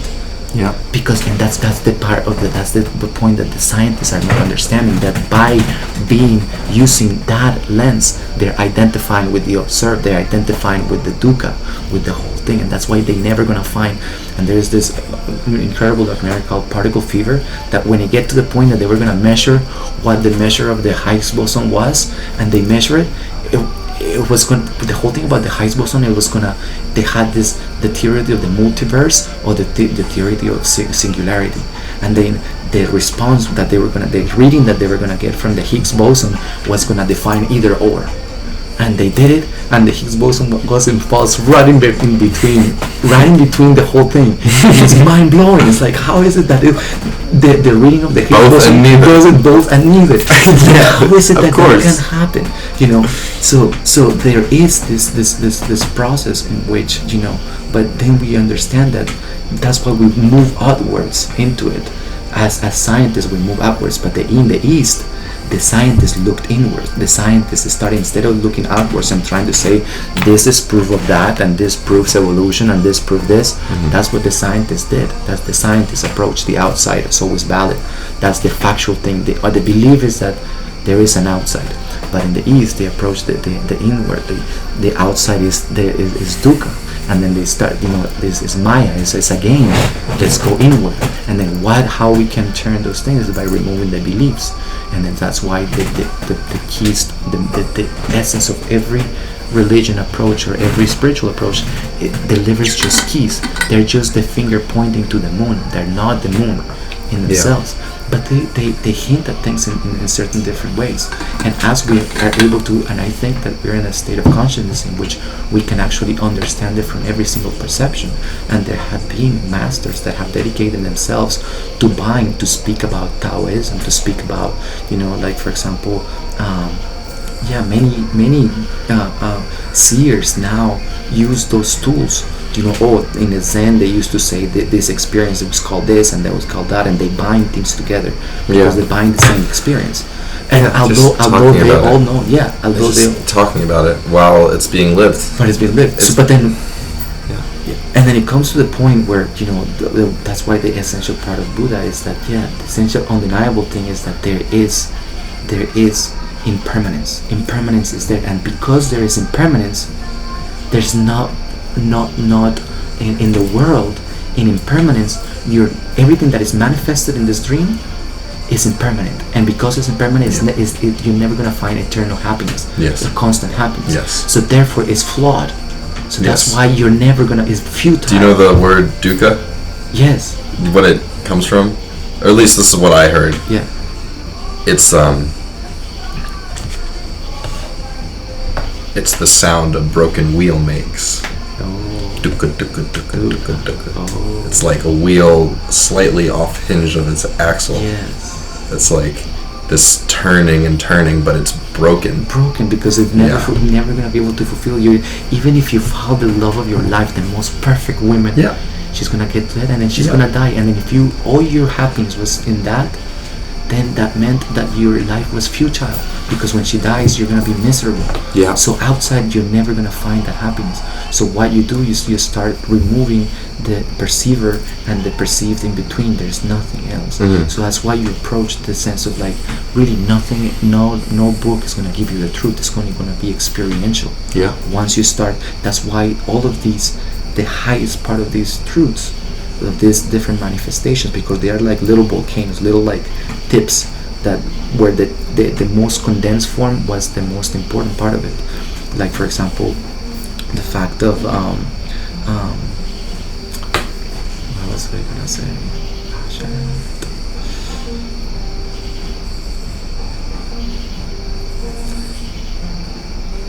Like for example, in Buddhism, saying that from the very beginning, there is, because life is in impermanence, the impermanence is undeniable, then you have dukkha. Life is dukkha, life is suffering. You're never going to be able to achieve happiness, absolute happiness, and therefore there is no way in there. So because of that, and why is life dukkha? And then you come up with the second noble truth, because of identification. life is dukkha because we have identified with this thing, and because we have identification is a way, again, impermanence, and as everything is impermanence, if it's going to lead to suffer. So we have attachment, and then there is a way out. There is a way out, and this way out is that there is the prognosis. We can understand this, but there is a way out in which we can bind it all together and realize it. Yeah. Second is that it arises because of attachment. And the third is that if something can arise, because if impermanence is true, something that arises also goes away. Yeah. Yes. So then the suffering has an end. Yeah, the whole phrase. Yeah. Yes. Yeah. That's suffering has an end, and then he says, there is a way, and this way. Yeah. And he says Right. the eighth noble Eightfold path, yeah. path, and everything he said is like right breathing. He said the right breathing. Yeah. And right breathing means like, in order to find the right breathing, you have to go into the pose. You try different breaths, but then at some point you realize, oh, this is my breath. This is my pattern. You always recognize the pattern of calmness, and the calmer you are, the calmer your breath is. And then you pay a lot of attention to your breath. So that's a way. The eightfold path, paying a lot of attention to your breath. The right eating the right amount, so you're not too full, not too hungry. Just the right amount, to satisfy you. Once you hit it in the middle, you don't carry it in your mind. Same thing, you're free from it. In the same thing with sex. Do you think that if this really works, don't you think that there would be millions of enlightened people by now? There were a lot of them, but then again, I don't think so. What happens is that religions happen. We need to understand that when the enlightened person is alive, there's no religion, because that person, that being, is the truth in itself. That being in themselves is not allowing for anything structural to remain. Is destroying every structure just by being perfection. Yeah. Right. But then when this being dies, only what left behind is what the people understood, and what the people understood, since they're not enlightenment, then there was a little structure where you can hang a philosophy. So then, you had all these people that had different approaches to Buddhism. That's why there's different schools for Buddhism. Oh, I understood it this way. Oh, I understood it that way. Yeah. But then they didn't. But that's the problem, is that they didn't understand. Kars calls the blind leading the blind. The blind leading the blind, and then they became priests, Buddhist priests, and all these things. That's why all the Buddhists is bullshit. Yeah. All that bullshit. But then, so what you do is you always go to the root, and you realize that is when the Buddha dies, is that. In the Buddha, I'm saying, like, whether it's the Jesus, the Tao, the right, Jinn, whatever you're following, whatever you follow, is because that's when you start attaching things. But when they were alive, they would not allow you to attach to any structure. They will go on breaking every single structure that you have, every little belief that you have, and that's why they have this clean aspect of it. They're cleaning you through breaking away your beliefs, because every belief that you break, everything that you surrender to, allows you to be more broad, more, you understand there's more light coming. It's like you break little cycles. And then when you, in a cycle, what happens is that you're rotating in samsara, in this circle, as you said, the clocks, the dukkha, you're rotating in there, but every time you make a new understanding, you break a cycle, you break a belief, you rise higher, and then it becomes a spiral. That's why the whole point of the spirals of the going into more, they're less. You need to go less around the level of things that are affecting you. You're going into subtleness, levels of subtleness, and that's a nice picture. Yeah. Right? And then every time you break that every cycle, you come higher and higher and higher, and then you become brighter and lighter. So then that is what he's saying, and you break the cycle. Like, for example, your attachment to food. Like, there's people that's very much like, pleasure is because it's pleasure. It's because all of these things, that's why sex binds us, because sex is pleasure. By understanding that sex is what binds, because it keeps us going to the outside. For example, that's why shame comes is when you masturbate, because it's the frustration of the part whenever there is a contrasting at the other. So there is the suffering of the otherness. That's why we feel so ashamed when we masturbate. It's because then life is meaningless. Oh, I cannot find is the deep shame of finding no satisfaction on your own, because you're dependent of that instinct. But then you can break that instinct, and you can break it by having enough experience and going in and understanding the experience and knowing how futile it is and what are the ways in which you can make it transcendental and transcendental. Yeah, it's only through It's through noticing that it's not satisfying. It's not satisfying. It's not just renunciating. No. And that's what I think a lot of people get wrong. Yes. And like if I renounce meat, then I'll Yes. be holier. It's not like that. No, it's not like that. It's not That- like because if that I is a renounce belief. sex, That then is I'll be like a- holier. that's But a you still belief. have the desire. But then you have that desire. It's still there. So But then how do you do it? But then, Yeah. opening up the possibility, what I'm proposing here is the possibility that there is a way of breaking those things. yeah. And breaking the beliefs is the gear in which you can be doing that at the same time. Be aware of your breath. If you can do that, be the observer and the detacher, Yeah. constantly detaching, then Agree you're with that. clearing the space. I in think so that's many all we ways. have to So, do. but we can do it in 3 dimensions. We can do that. We can do only the detachment, as you're saying. I am Yeah. not that. I am not that. Yeah. But at the same time, you can also You can be also conscious of your breath, and that's Yes. at the same time you can also be conscious of the patterns that are arising around in front of you. Yeah. So that's pretty wonderful. The fact is that we're multidimensional. So you're embracing your multidimensionality in a way in which everything just makes sense. Everything is just making sense around you, and the more that makes sense, the more trust there is into that, and then that's how you break away from the bind of the doubt of the belief. Is that the more trust there is, the more trust in the futility of everything. Once you start finding confirmation patterns around you, then it becomes trust, and you know that yes, you're in the right way, you're going in the right direction. Yes. You're going towards the light, you're moving there, and it's that reassurance. That's why trust is such an important part between the master and the disciple. That's what defines how deep the master can go and cut the deepest of the illusion. He goes there and he finds your deepest belief, and he challenges it, so that you can experience your emotional attachment to that belief. And that's something that has happened between us, and it doesn't happen because I'm your master or anything. Oh, it just happens. That can happen in any Like relationship. in any relationship, and especially the most close you become, the more intimate you become with someone. And as you and I, that's why it was natural. And I told you it was natural is because we're sharing an intimacy that is more spiritual.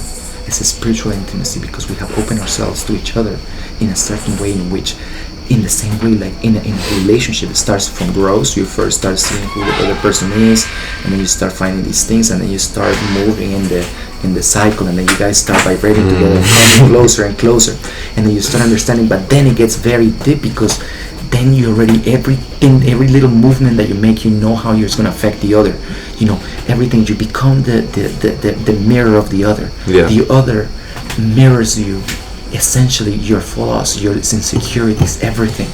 So then, in that sense, when you're in, that's why the deepest the relationship is, the more evolutionary it is. And that's what we do here. That's what we call it.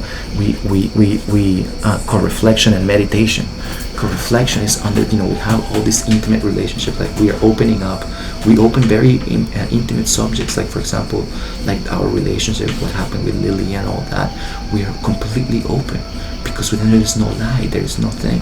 We're co-reflecting on each other until we find the middle ground together, So that's the thing, is that we play with that in order to the co-reflection. So the co-reflection happens when there is another person, and it happens in every relationship. But it goes deepest when you have absolute trust in someone. When you that's when you cut your head completely.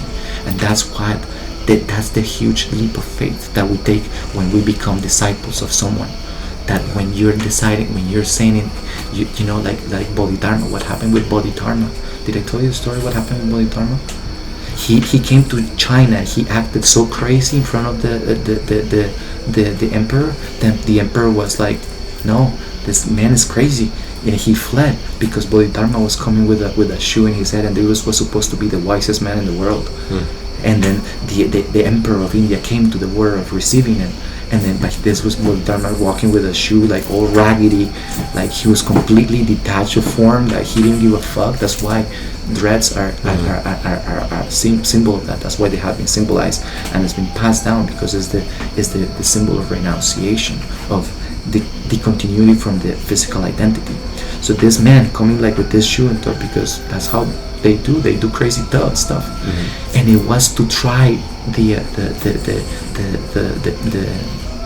emperor, because the emperor, the first thing it says like, look, I'm a great, let me know what am I gonna get in the next life, because I have created so many temples, so many Buddhist temples, and I feed so many monks and things like that. What is gonna be my merit? And then Bodhidharma said, nothing is gonna be your merit. There is nothing you're gonna gain from all of this. And then from that moment, then he asked him 3 questions, incredible and unbelievable symbolistic aspects of wisdom, because from Bodhidharma's when Zen was born. So then Bodhidharma says, if this guy doesn't understand, nobody's gonna understand me. And he turns around and he goes to a mountain not too far ago, and he just stares at a mountain at the wall and meditates for long periods of time. And then comes this people will come and try to, please be my master, because then in that times sages were seek for. There were pilgrims that would just go around seeking for masters, because that's how it was. That's why mystery schools were created. So they will go to the master, and then they will try to take refuge and please let me be my master, because they knew that this, the people understand when they see a wise man. They understand because it's undeniable. You see it in the way that he moves, and the way he acts, and the way he does things, the level of detachment of things. So you can perceive those things, and that's how you can see them. But then he would not turn around. He said, I would not turn around. And then there came this guy, and then he was standing in the back, and he stood like for months. It was like 3 months, and then snow started falling, and then snow was covering him, and he almost freezing him. And then he takes a sword, and then he cuts his hand, and he takes his hand and throws it to Bodhidharma, and it says, either you turn around or I'm cutting my head. That level of that seriousness, that's a true seeker. That's a seeker that is willing to do whatever to detach himself from form, cutting his hand. That's the level of compromise that this disciple is willing to take. And he's willing to cut his head, because at that point it's existential. At that point, that's when you're so close to it, when you see the utter futility of everything, then you want to commit suicide. That's why suicide is so pleasurable, because in that moment where either you light up or you go back, you commit suicide, because it's also stupid. And that's why many of people find that's the transcendental way. That's what happened to Eckhart Tolle. He broke away from absolute mystery and absolute trying to figure everything out from a mental perspective, and it came to the point where everything was just absurd. Everything is just absurd, and then they couldn't cope with that, and then boop, he disassociated, and then he was like, who is this that I cannot live with? And then he realized that he could see it and perceive it, and then in that moment he got freed, and then it was that how he came about. But then well, I think kind of to wrap up, I would just say I feel like just what you kind of started this with, just staying with the I am that, or this I am not, and awareness of breath are fundamental. And if you take that with you, keep that, all things will be little keys, little synchronicities. Absolutely everything, only if you're open to it. So I feel like I'm becoming more and more open, but there are, it's very subtle, our mind. We think we've broken through, but it's just the next thing is just bigger and faster than the next, and it just keeps fucking going.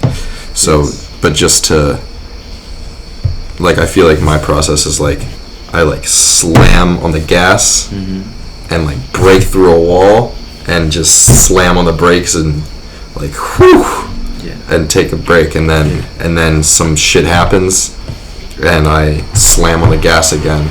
So that's kind of been my process, but it's always the breath, and then this new information, coming from reading I Am That, and just from living with Garuda and just the energy and our friendship, and just when we're together and just breathing together, there is no room for taking my thoughts seriously. They just seem utterly ridiculous.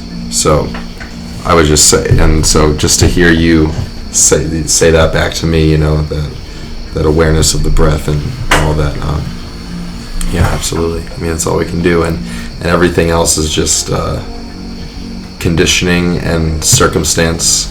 So there's nothing wrong with any particular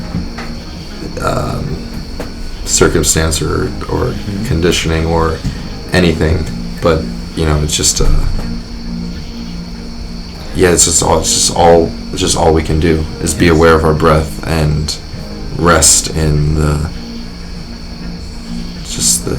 kind of detachment from the mind and the body. And I think that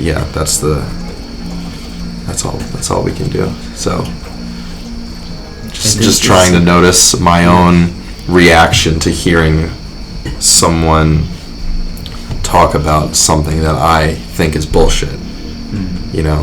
So it's not important why I think it's bullshit. It's just important to notice that I think it's bullshit, because even that thinking that it's bullshit is just not important. It doesn't. So just seeing when I disagree or something, and maybe want you to change your mind, and drop your thing and like listen to me, right? So noticing that is what's important more than being right or wrong, which I think you tried to say, or you said earlier. So I think that this conversation has been very beneficial to me, even if I'm not like I'm following you, understanding you, but it's not, but it goes both ways. So like it's not I don't know, it's not exactly the same, because we have different conditionings, different desires, and different beliefs that we're deconstructing, but it's still it's coming from the same place. So just saying, hearing you say, that those two things are paramount. I agree with that, and just try and take that everywhere. Okay.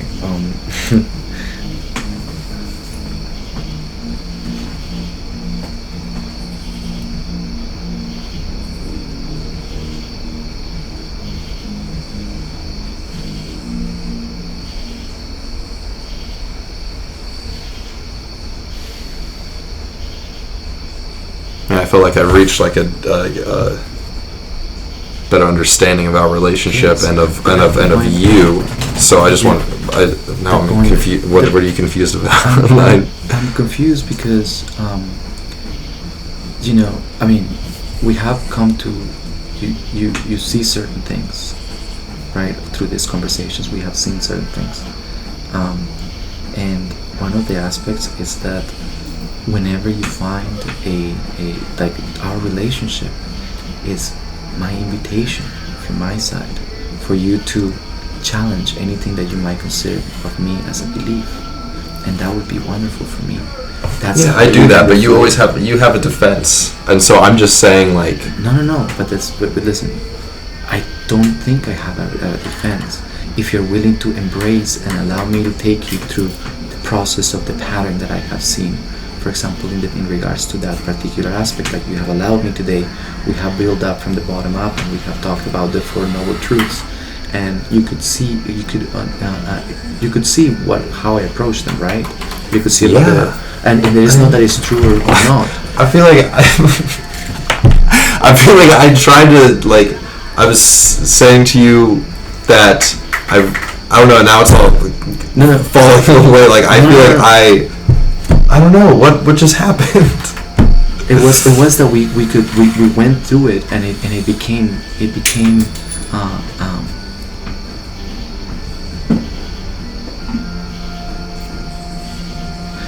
what I'm saying is that as we move in this stream of complexity, right?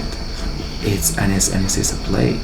We can go and dissect or understand things together, right?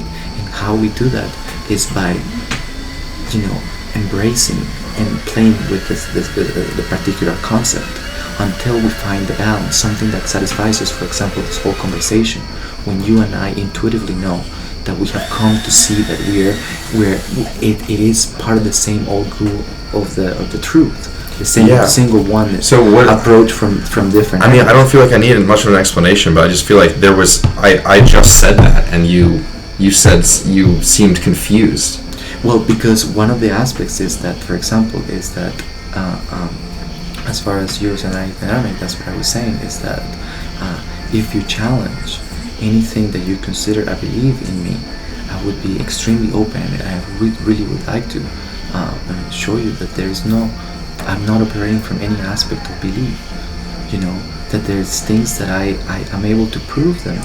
That I can give you the background, and I can take him and see them from the whole process that led to that. Okay.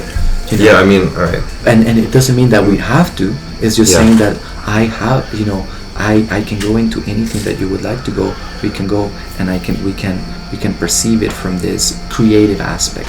And it's just. And I could lead you down the way I think. And then you can that it's a lead me belief, down. but it's not.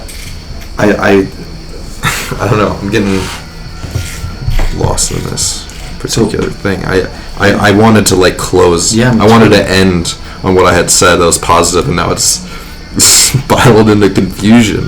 I was just saying that based on what you were saying, like, just if I vibe with that, I felt that as my own approach, and I thought that was great to hear that from you. Yes. And that this conversation made that clear to me, and made it like it's happening right now, like my emotional response to a kind of disagreement, right? Which is repeating what you had said earlier, and then there was a look of confusion, and now I have no idea. Now I have no idea what's going on, but I wanted to close. I wanted to close on that, like. So it's like those let me explanations I don't need. No, we don't need those explanations. It goes into when I have said I think that's a belief. You give me an explanation, right? And throughout that I came to see at what places we come from a similar like thing from the roots. Yes, but the explanation really is just more beliefs. Like it just like the fractal of beliefs. You keep adding more and more and more and more. They spread out. But I just wanted to acknowledge that just coming from a place of like what you said, just like the first step of just like every experience, I just agree with that, and like I was just trying to like show that there was that exact same thing. Yes, perhaps so, what I did not convey in my experience, and that's why I think I felt a little bit how can I say confused for a moment, is the fact that yes, there is. I was confused as what level of the ramification of this tree. I'm not buying into what you're gonna, you know what I mean? Like you're not gonna convince me, I'm not gonna convince you. Right, but what I'm saying, no, but for example, let me consider this possibility. There is a tree, right, of this separation, as it becomes more complex into more complex separation. That's why it's a tree like that. It becomes that complexity.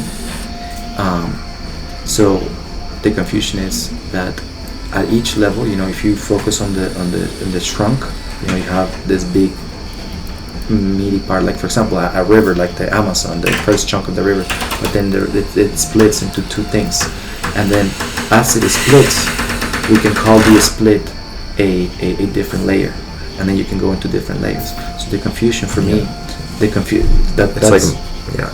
that resonate with you? I mean, it's just dizzying, like, just more explanation. It doesn't, like, but it's not. Doesn't get closer. It's just more talking. And I just wanted to express that at the kernel of whatever bullshit we're trying to talk about, trying to explain reality and all that shit, like we know what's going on. I just wanted to express that I feel what you said, the approach of this neti with the breath. Yes. Okay? Was where I felt this understanding with you, okay? Yes. And that with that approach, it doesn't fucking matter what either one of us is interested in or is talking about. So that's maybe where the confusion is, because I don't think anything can come out of you explaining to me why you're doing certain things that I wouldn't do and why I'm doing certain things that you wouldn't do. Because if we're both coming from that, then all the other shit doesn't matter. And we should both be able to see that and not have to have some kind of philosophical debate about why, okay? But if we both, you know what I mean? If we both know that we're doing this process that is fundamentally the same, then I want to be able to rest there with you, okay? Without needing to prove anything, okay? I would like to be able to rest there. And I think I need myself to feel like I don't need to be understood by you. But I guess, you feel like there is something really juicy about, like, talking about it. Talking about these... And I was, like, playing along with that, but I just... that's why I wanted to fucking express that one fucking thing. The reason is that this is transpiring is because at this level of reality, I wanted to share something with you. I wanted to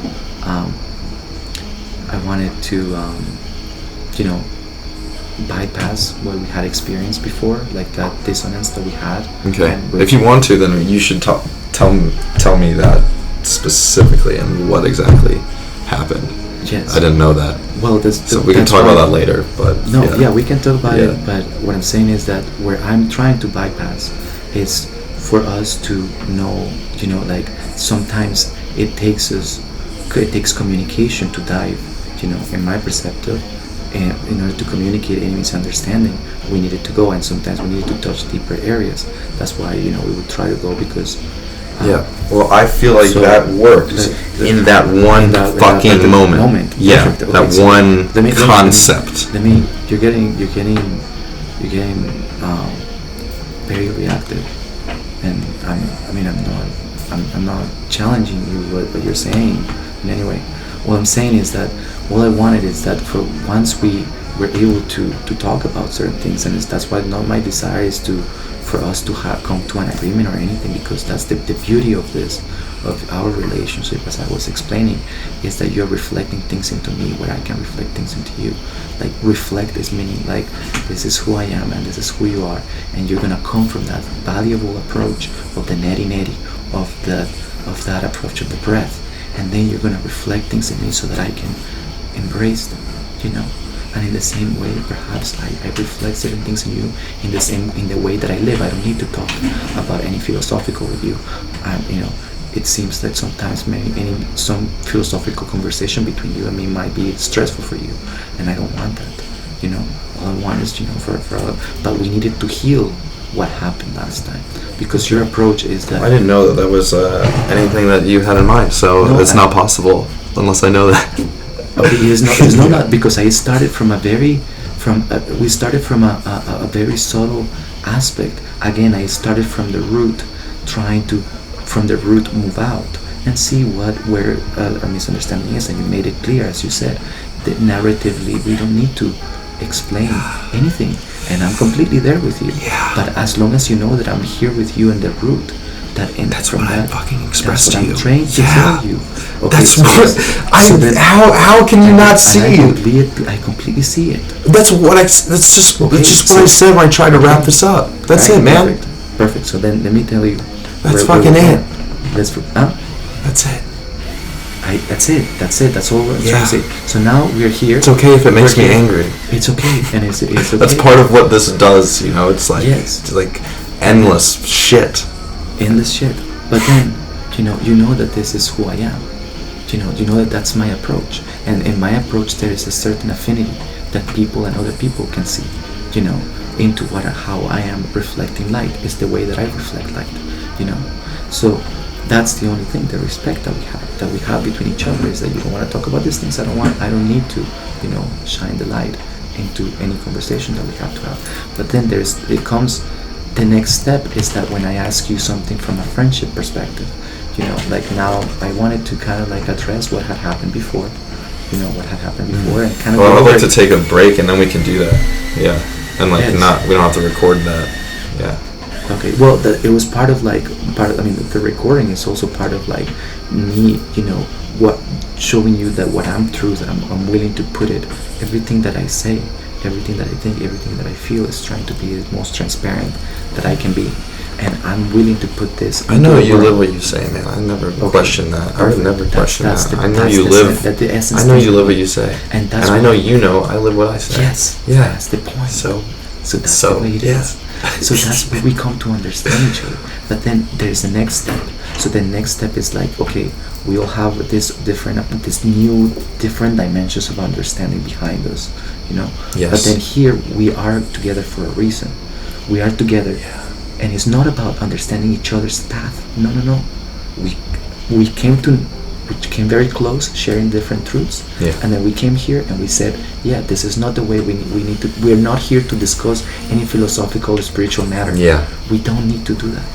We are here. Let's find out what it is that we're here together too, and that's why we're having this conversation, because there's actually something that I think we can cooperate each other into this situation that is happening, perhaps, Yeah.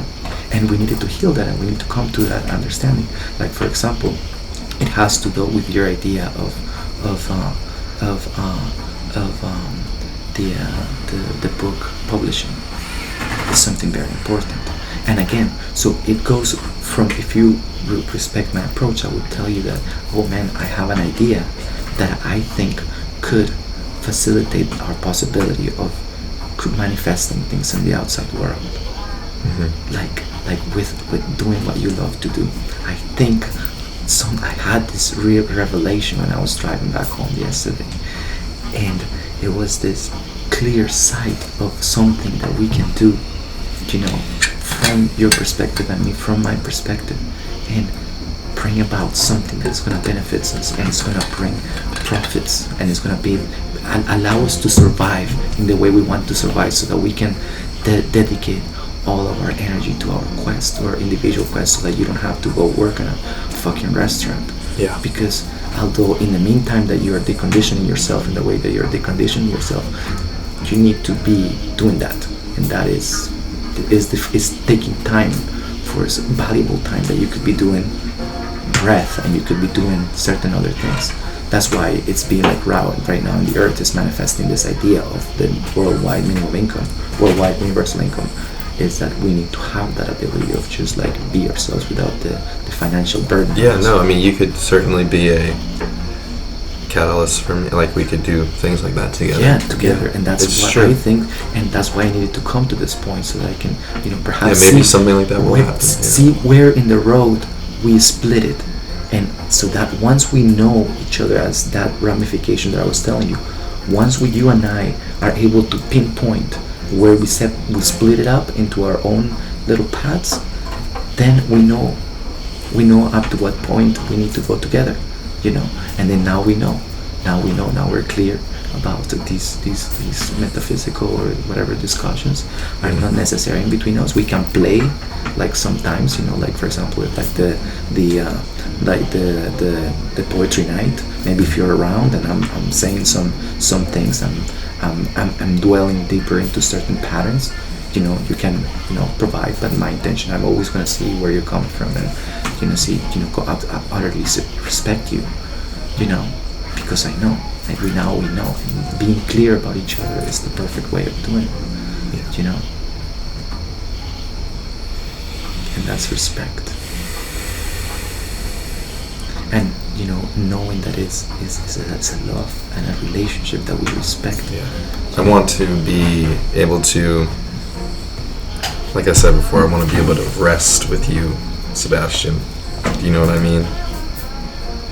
Rest with you. Yeah. Yes. Yeah, like no need for talking, just resting in each other's presence.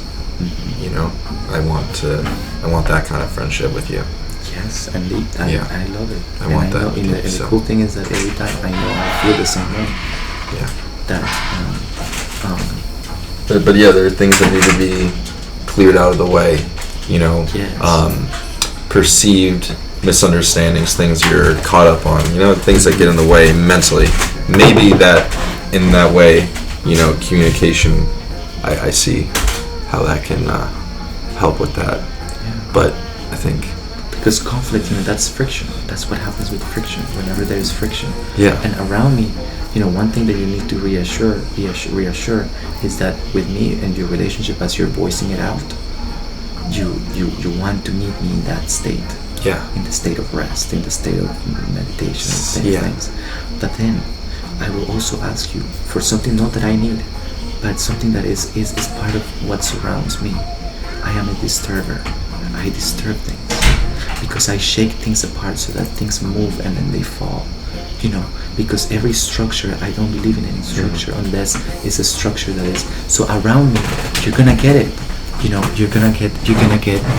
I mean, but it's not that I intendly. Wait. Before you close yourself up to what I'm saying, it's the fact that, for example, what happened in poetry night. Perhaps we happen to be around, and it's not that. It's by me speaking, my truths and my perceptions, and me trusting on my ability to see those patterns and living myself up to that standard. It's a standard of self-trust. I don't even know what you're talking about. Poetry night. Poetry night in the sense of like there was a talk and a discussion about certain things, and then you were there. Yeah. But I was not speaking to you. I was speaking to everybody that was there. We were part of a debate. Yeah. And as part of that circle, if you choose to be in a circle with me, I will express these things, and I would. Is there something that happened? No. Okay. Nothing happened. All I'm saying is that as you with me, you want our relationship to be in the grounds of calmness. But you're saying that you're very mental. No, what I'm saying to you is that you gotta understand that my essence and the way that my light comes through me is into disturbing my surroundings, and in disturbing it just by living my truth, because truth in itself. Well, don't get a